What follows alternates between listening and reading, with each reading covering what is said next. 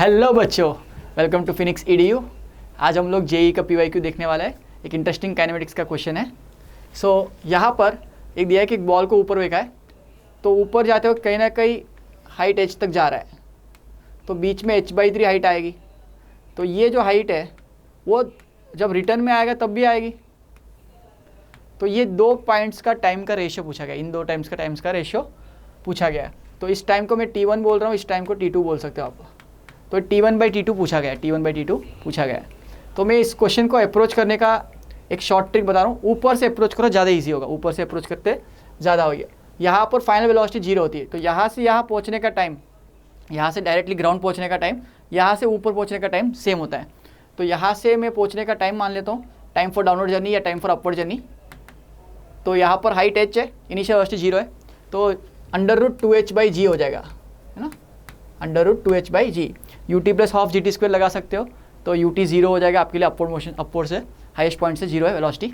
तो यहाँ पर √2h/g यहाँ से यहाँ का टाइम है। हमको तो ये टाइम भी चाहिए, ये टाइम भी चाहिए। तो यहाँ से यहाँ की हाइट है 2h/3। मैं इस टाइम को ta बोल देता हूँ। तो ta की वैल्यू कितनी हो जाएगी? √2 इंटू 2h/3 इंटू g। तो ये हो जाएगा 4h/3g √। तो ये आपका TA हो गया। तो अब ध्यान से समझते क्या क्या चीज़ें पूछी गई है। हमको यहाँ से ऐसे जाके यहाँ तक का टाइम, वो हो जाएगा time for upward journey plus TA, ये हो जाएगा आपका T2। और यहाँ से सिर्फ यहाँ तक का टाइम T1।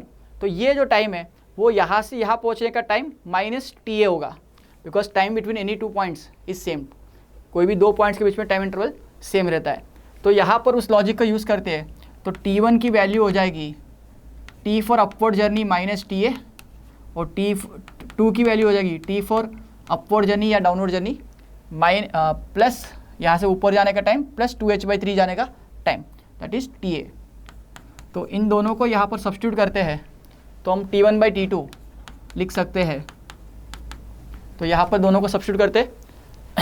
तो अपवर्ड जर्नी के लिए √2h/g minus √4h/3g divide by √2h/g minus plus √4h/3g। तो आप √2h/g को कैंसिल कर सकते हैं, √2h/g को कैंसिल कर सकते हो। तो यहाँ पर 1 या 2 चलेगा, तो 2/√3 आ रहा है। तो ये T1/T2 1 माइनस √2/3 बाई 1 प्लस √2/3।